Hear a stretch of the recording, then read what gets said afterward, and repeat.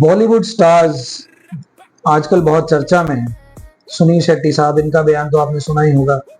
Are Madhavan साहब का भी बयान अभी बहुत चर्चा में है। अजय देवगन साहब का भी बयान अभी काफी चर्चा में चल रहा है, चौहान वाला।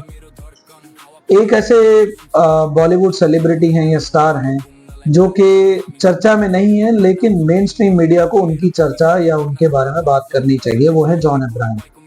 रियल लाइफ में भी जॉन अब्राहम ऐसे काम कर रहे हैं जो कि चर्चा के लायक है और मेन स्ट्रीम मीडिया को इसकी बात करनी चाहिए। जॉन अब्राहम नॉर्थ ईस्टर्न 8 जो स्टेट्स हैं जिनको 7 सिस्टर्स और 1 ब्रदर भी कहा जाता है। 7 सिस्टर्स इसलिए क्योंकि आसाम, अरुणाचल, मणिपुर, मेघालय, मिजोरम, नागालैंड और त्रिपुरा ये आसपास हैं और सिक्किम थोड़ा सा दूर है, इसलिए 7 सिस्टर्स एंड 1 ब्रदर्स भी कहा जाता है। जॉन अब्राहम साहब एक north eastern United football club manage करते हैं अपने सेल्फ ओन्ड मनी से। तक टिल 2026 लगभग 150 करोड़ से ज्यादा के एक्सपेंसेस जॉन अब्राहम इस फुटबॉल क्लब पे कर चुके हैं। जबकि फुटबॉल को आपको भी पता है कि इंडिया में इतना प्रमोशन और इतना चांस और इतना पैसा लगभग आप कहिए कि उसमें नहीं है। वो अपने सेल्फ ओन्ड मनी से इसको मैनेज करते हैं। अगर हम दूसरी तरफ देखें, आर माधवन साहब जिन्होंने दुबई शिफ्ट कर लिया क्योंकि उनके बेटे को स्विमिंग के चांसेस या अपॉर्चुनिटीज इंडिया में नहीं मिल रही थी, तो वो दुबई अपने बेटे के साथ शिफ्ट हो गए, अपनी फैमिली के साथ। जॉन अब्राहम साहब यहाँ इंडिया में north east United football club manage करते हैं फुटबॉल को प्रमोट करने के लिए, और न जाने कितने नौजवानों को, कितने लोगों को रोजगार इससे मिलता है। अगर हम नेटवर्थ देखें तो आर माधवन साहब की नेटवर्थ 115 से 125 करोड़, जॉन अब्राहम साहब की 251 करोड़। ईयरली जो ये कमाते हैं 15 से 20 करोड़ कमाते हैं, और आर माधवन साहब 6 से 10 करोड़।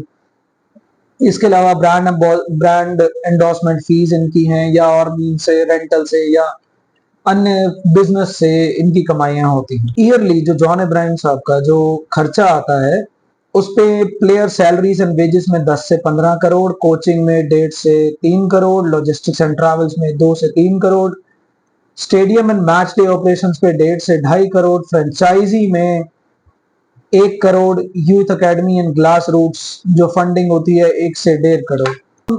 जॉन अब्राहम साहब की एनुअल इनकम देखें और इस क्लब पे जो उनके एक्सपेंसेस होते हैं वो देखें, तो एनुअल इनकम उनकी 15 से 30 करोड़ जाती है। ये डेटा वेरी करता है, 15 से 25 करोड़ लगभग, और डेटा भी दिखा रहा है।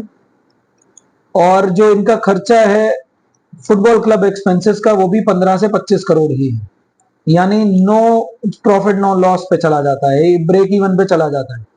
ईयरली इनको इस पे नुकसान हो रहा है, और फिर भी इसको ये मैनेज कर रहे हैं। आज से नहीं, 2023 या 2024 से मैनेज कर रहे हैं इसको।